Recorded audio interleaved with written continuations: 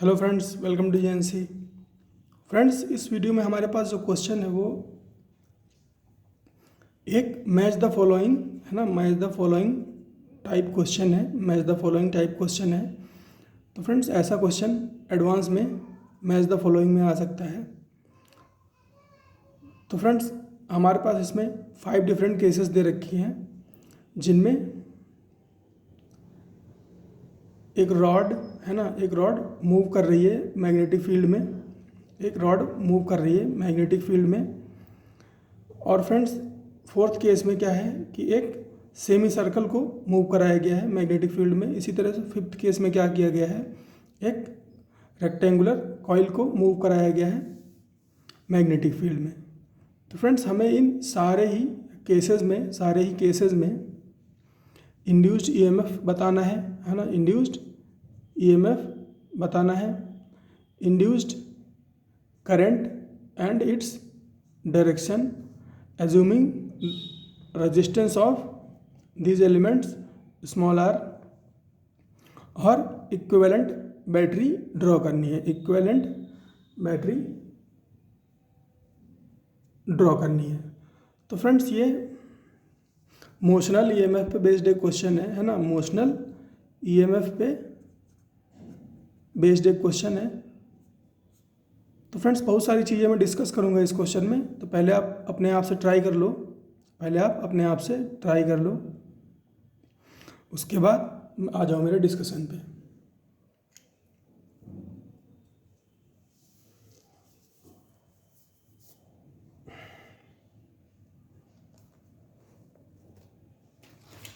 तो फ्रेंड्स, बात करें अगर इसके सॉल्यूशन की, अगर करें तो फ्रेंड्स, एक तो डायरेक्ट फार्मूला होता है, E is equal to BVL। लेकिन ये फ्रेंड्स तभी एप्लीकेबल होता है जब BV और L तीनों म्यूचुअली परपेंडिकुलर हों, तभी ये एप्लीकेबल होता है। लेकिन फ्रेंड्स, हमारे पास जो केसेस हैं, 5 डिफरेंट केसेस हैं, है ना, वो पांचों ही अलग अलग हैं, और उनके लिए हमें जनरल केस पता होनी चाहिए। तो जनरल केस होती है friends, E is equal to V cross B dot L, है ना। V क्रॉस B का क्रॉस प्रोडक्ट, है ना, taken dot product with length vector, V cross B dot L। ये जनरल केस होती है। ये अगर आपको पता है तो आप किसी भी केस में चीज़ें कैलकुलेट कर सकते हो। तो फ्रेंड्स, लेकिन इसको अप्लाई करना बहुत मुश्किल है, क्योंकि आपको मैच द फॉलोइंग का क्वेश्चन करना है। आप बार बार इसमें चीज़ें रख के नहीं कैलकुलेट कर सकते हो। तो उसके लिए फ्रेंड्स, आपको मैं दो चीज़ें बता रहा हूँ, वो आप याद रखना। पहली, अगर तीनों पैरामीटर BVL म्यूचुअली परपेंडिकुलर है तो E इज इक्वल टू क्या हो जाएगा, BVL। और दूसरी चीज़, अगर 2 पैरामीटर है ना, एनी टू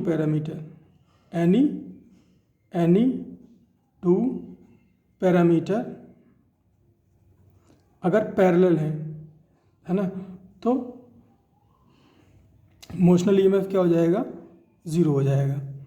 और फ्रेंड्स, इन दो कंडीशन से ही हम सारे क्वेश्चन करने वाले हैं। यकीन मानिए फ्रेंड्स, सारे क्वेश्चन हो भी जाएंगे। तो फ्रेंड्स, पहला क्वेश्चन देखते हैं। थोड़ा कलर चेंज कर लूँ।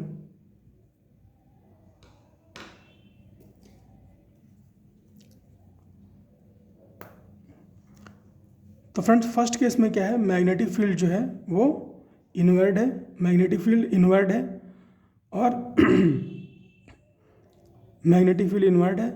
और जो वेलोसिटी है वो लेंथ वेक्टर के परपेंडिकुलर है। तो इसका मतलब ये हुआ फ्रेंड्स कि लेंथ वेक्टर वेलोसिटी के परपेंडिकुलर है ना। V और L दोनों एक दूसरे के परपेंडिकुलर हैं, और और ये दोनों ही मैग्नेटिक फील्ड के परपेंडिकुलर हैं। तो all three parameter are mutually perpendicular.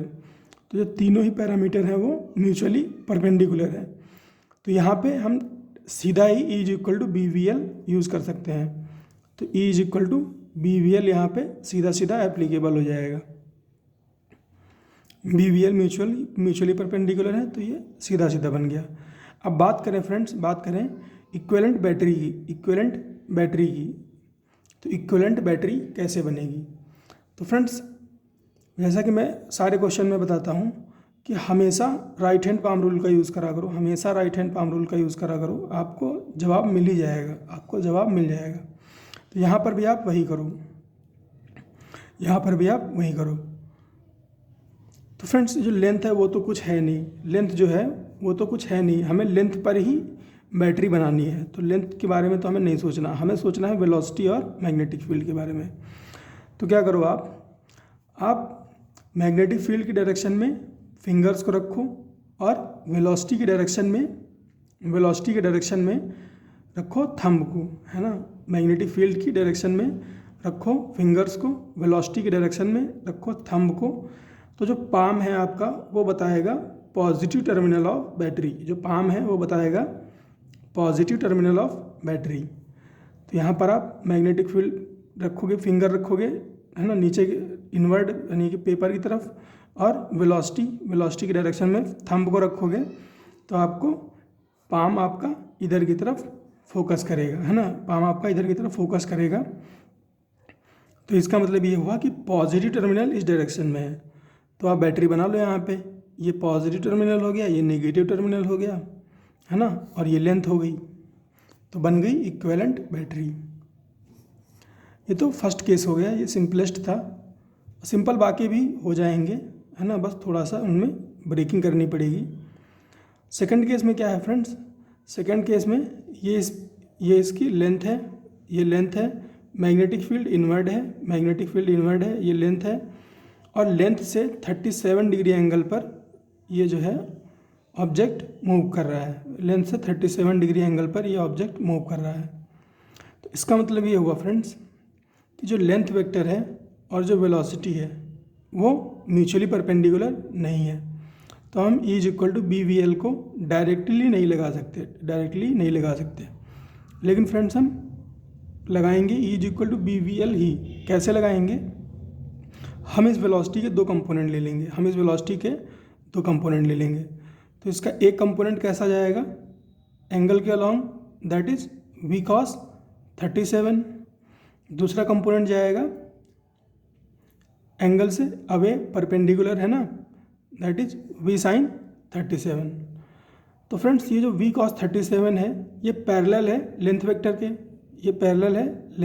के, तो फ्रेंड्स ये पैरेलल टू लेंथ वेक्टर है। तो इसलिए वेलोसिटी के इस कंपोनेंट की वजह से EMF जो है, मोशनल EMF है, वो ज़ीरो हो गया, ये ज़ीरो हो गया। अब बात करते हैं दूसरे कंपोनेंट की। तो फ्रेंड्स, ये जो है, ये कंपोनेंट जो है V sin 37, ये परपेंडिकुलर है लेंथ वेक्टर के, है ना, लेंथ वेक्टर के परपेंडिकुलर है और मैग्नेटिक फील्ड के भी परपेंडिकुलर है। तो friends, V sin 37 length vector और मैग्नेटिक फील्ड परपेंडिकुलर है म्यूचुअली, तो इनकी वजह से जो ये मोशनल EMF होगा उसको हम E = BVL से लिख सकते हैं। बस हमें V की जगह पर V sin 37 लेना है। तो ये परपेंडिकुलर टू लेंथ वेक्टर है, इसलिए E = क्या हो गया? BV sin 37 × L।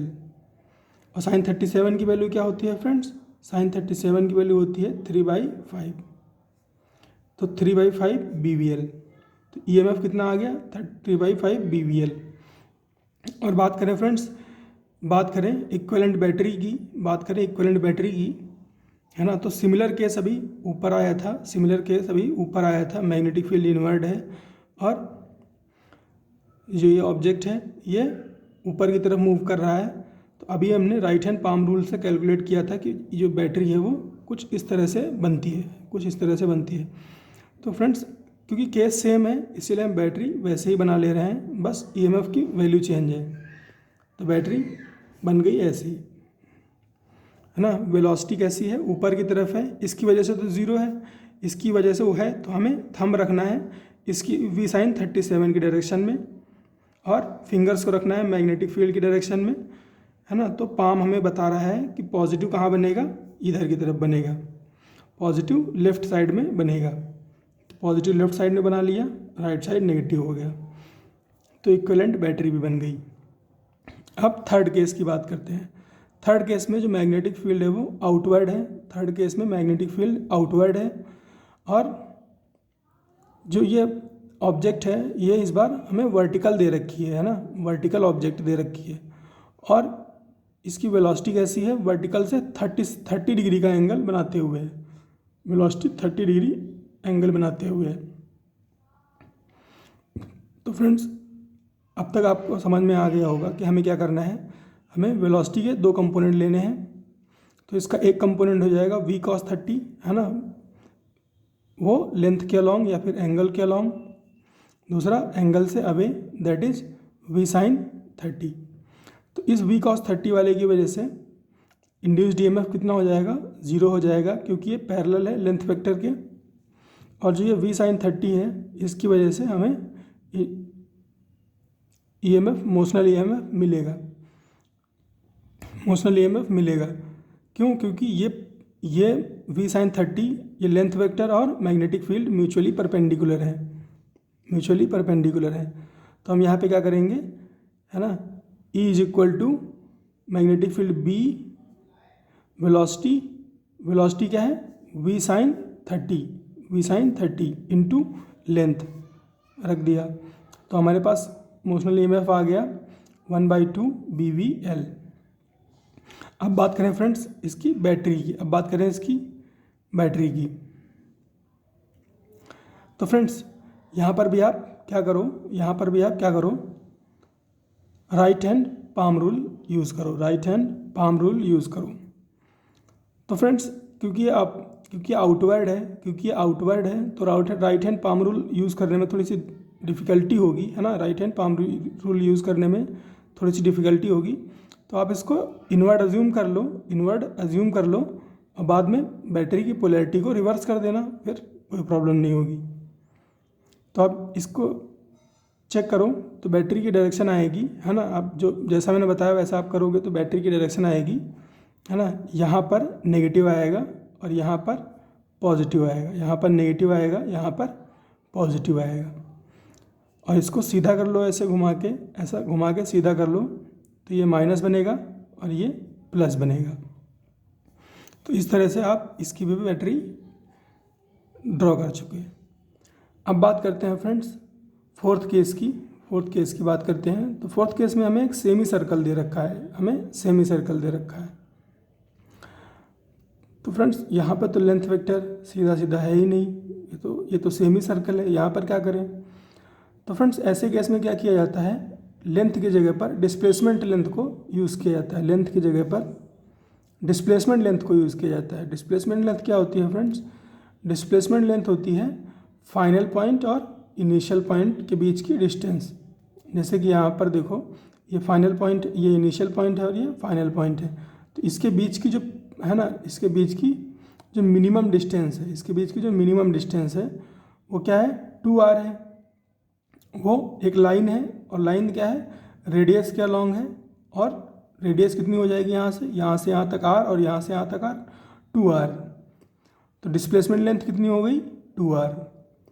और ये किस डायरेक्शन में मूव कर रहा है, ये मूव कर रहा है अपवर्ड डायरेक्शन में। तो फ्रेंड्स ये डिस्प्लेसमेंट लेंथ है ना, और ये ऐसे इसकी वेलोसिटी है।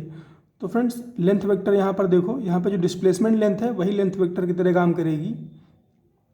तो ये इसकी वेलोसिटी है वो परपेंडिकुलर है ना, वेलोसिटी जो है वो परपेंडिकुलर है लेंथ वेक्टर के। और मैग्नेटिक फील्ड कैसी है, इनवर्ड है।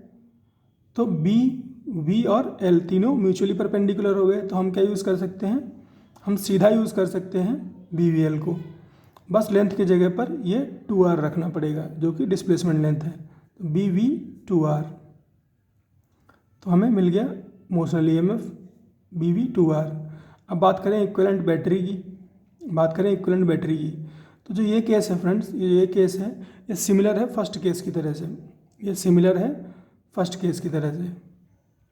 तो इसकी बैटरी कैसी बनेगी, लेफ्ट में पॉजिटिव बनेगा, है ना, लेफ्ट में पॉजिटिव और राइट में नेगेटिव। तो ये इसकी इक्विवेलेंट बैटरी हो गई, इक्विवेलेंट बैटरी हो गई। अब बैटरी फ्रेंड्स मैं बार बार इसलिए बनवा रहा हूँ कि मान लो, है ना, मान लो किसी क्वेश्चन में ए और बी ऐसे करके नोट दे दे और बोले बताओ V A minus V B क्या होगा, बताओ V A minus V B कितना होगा। तो आपको अगर पता है, अगर आपने बैटरी बनाने आता है तो आप, और मोशनल ईएमएफ की वैल्यू आपको पता है, मोशनल ईएमएफ की वैल्यू आपको पता है, तो आप सीधे बता पाओगे V A minus V B की जो वैल्यू है वो क्या है, B V is equal to 2R, V V is equal to 2R। या फिर आपसे ऐसे पूछ ले V B minus V A की वैल्यू क्या है, तो आप बता पाओगे -2 BVR, -2 BVR। तो इसीलिए मैंने इसमें बैटरी का कॉन्सेप्ट भी इंट्रोड्यूस कराया, बैटरी का कॉन्सेप्ट भी इंट्रोड्यूस कराया। अब फिफ्थ केस की बात करें फ्रेंड्स, तो फिफ्थ केस में हमें एक क्लोज्ड, है ना, कॉइल दे रखी है ना, क्लोज लूप नहीं कहूँगा, कॉइल बोलेंगे तो ज़्यादा बेटर रहेगा। तो हमें एक कॉइल दे रखी है रेक्टेंगुलर, है ना, इसकी हाइट क्या है स्मॉल l और विड्थ क्या है स्मॉल b। तो फ्रेंड्स क्या होगा ये और ये इसकी वेलोसिटी है, ये इसकी वेलोसिटी है। तो फ्रेंड्स ये इसकी ये साइड है इस कॉइल की, है ना, ये जो ये कॉइल ये साइड है वो क्या है, पैरेलल है इस वेलोसिटी के। तो इसकी वजह से ईएमएफ कितना हो गया, 0, इसकी वजह से 0 हो गया। इसी तरह से इस साइड को देखो, इस साइड को देखो, तो इसकी वजह से इंड्यूस्ड ईएमएफ 0 हो गया। अब बची ये वाली साइड, बची ये वाली साइड। तो फ्रेंड्स मैग्नेटिक फील्ड कैसी है, मैग्नेटिक फील्ड इनवर्ड है और ये मूव कर रहा है राइट डायरेक्शन में मूव कर रहा है। तो आप यहाँ पे राइट हैंड पाम रूल लगाओगे, है ना, राइट हैंड पाम रूल लगाओगे तो जैसा कि अभी मैंने थर्ड केस में बताया था, यहाँ पे मैग्नेटिक फील्ड आउटवर्ड थी और ये मूव कर रहा था